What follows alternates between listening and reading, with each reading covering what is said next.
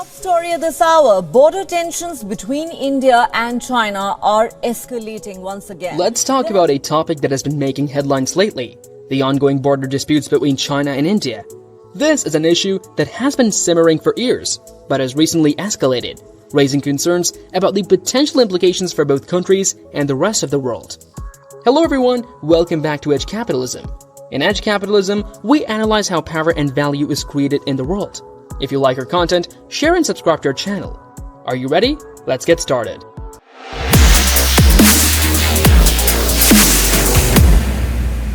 To give you a quick background, China and India share a border that stretches over 2,000 miles, and it has been a contentious issue since the two countries were formed.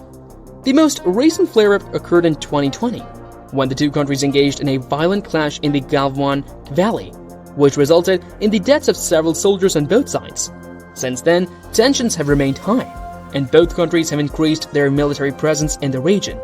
Now, you might be wondering why this matters beyond China and India. The answer lies in the fact that both countries are major players on the world stage. China is the world's second largest economy and has been rapidly expanding its global influence through initiatives like the Belt and Road Initiative. India, on the other hand, is the world's largest democracy and has been steadily increasing its military and economic power in recent years.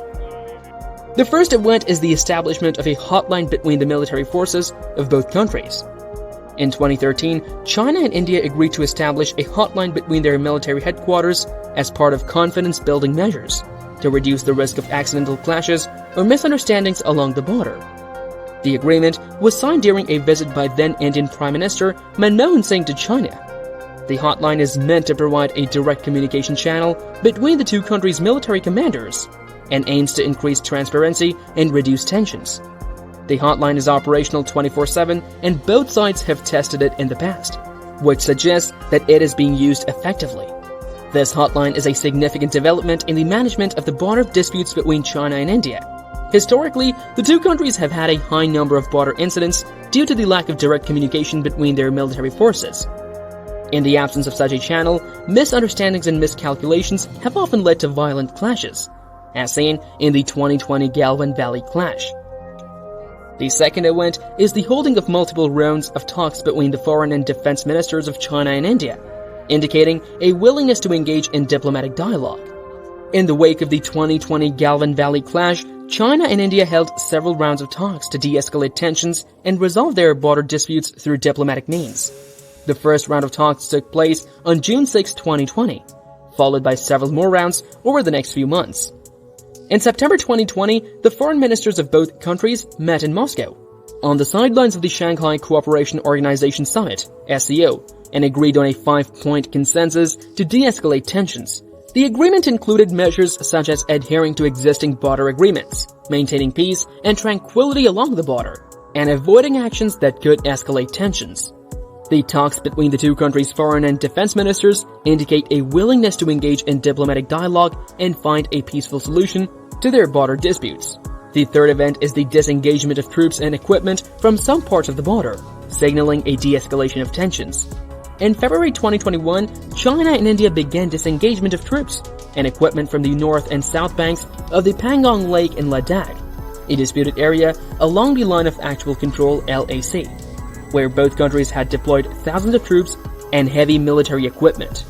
The disengagement process was carried out in a phased manner, with both sides agreeing to pull back their troops to designated positions to create a buffer zone. The process was completed on February 21, 2021, after months of negotiations and military-level talks. The disengagement of troops and equipment from the Pangong Lake area is a significant development in the management of the border disputes between China and India.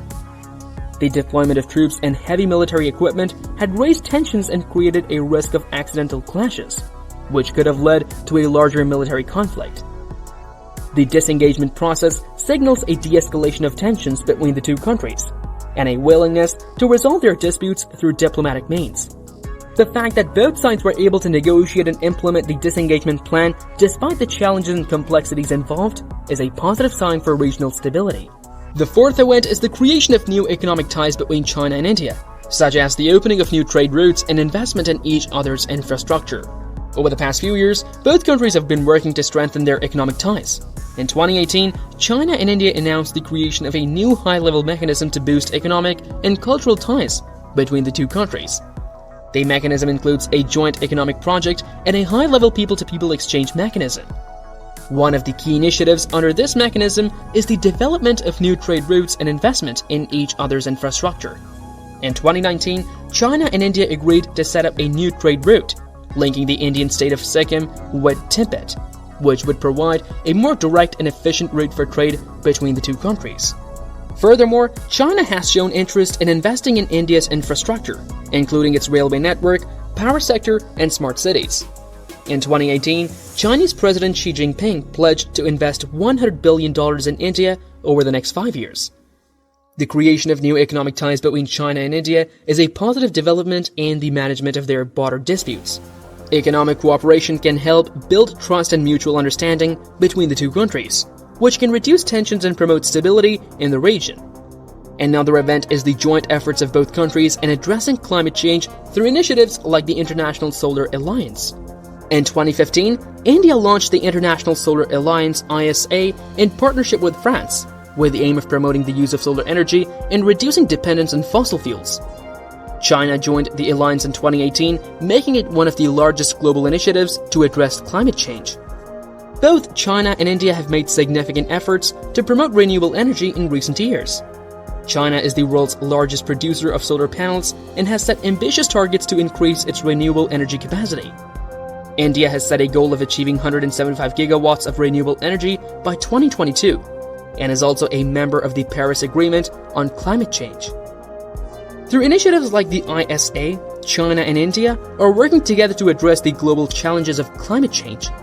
The alliance aims to mobilize $1 trillion in investments in solar energy by 2030 and to provide solar energy to 1 billion people by 2020. The joint efforts of both countries in addressing climate change are a positive development in the management of their border disputes. Environmental issues are a global challenge that requires cooperation and coordination between countries. By working together, China and India can set an example for other countries and help to address one of the world's most pressing challenges. Another event is the successful resolution of previous border disputes, such as the 1996 Agreement on the Line of Actual Control (LAC) and the 2017 Docklam Standoff. In 1996, China and India signed an agreement on the Line of Actual Control, which is the de facto border between the two countries. The agreement was signed after several rounds of talks between the two countries' military and diplomatic officials and helped to clarify the LAC and prevent further border incidents. Similarly, in 2017, China and India engaged in a standoff in Docklam, a disputed area between China and Bhutan. The standoff lasted for over 2 months and raised concerns of a larger military conflict between China and India. However, the standoff was peacefully resolved through diplomatic means, and both sides agreed to withdraw their troops from the area. The successful resolution of these previous border disputes is a positive sign for the management of the current border disputes between China and India. It demonstrates that both countries have a history of resolving their disputes through peaceful means and have the capability to do so again. Most recently, another event is the establishment of confidence-building measures, such as the Border Personnel Meeting and the annual India-China Strategic Economic Dialogue. In order to reduce tensions and build trust between the two countries, China and India have established several confidence-building measures, CBMs, over the past years. These measures aim to enhance communication and promote mutual understanding between the two countries' military, diplomatic, and economic officials. One of the most notable CBMs in the Border Personnel Meeting (BPM), which is held regularly between the two countries' military personnel along the Line of Actual Control (LAC).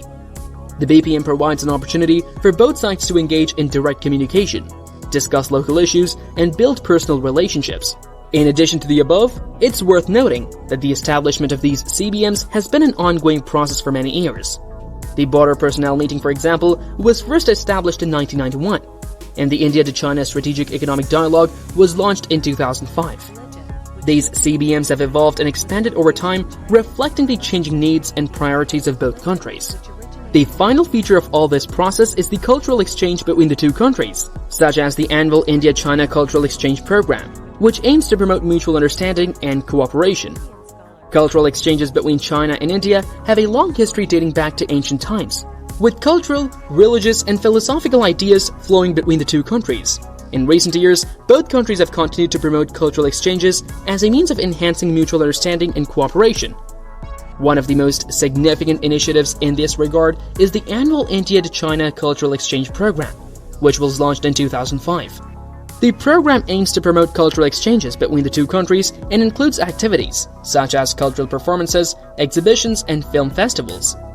In addition to the cultural exchange program, both countries have also established several other initiatives to promote cultural exchanges, such as the China-India Yoga College, which was established in 2015, and the China-India Friendship Association, which was founded in 1954. That is it for today. I hope you liked this video. For more updates on this topic, like the video and subscribe to the channel. Remember, capitalism is about creating value, not money. See you!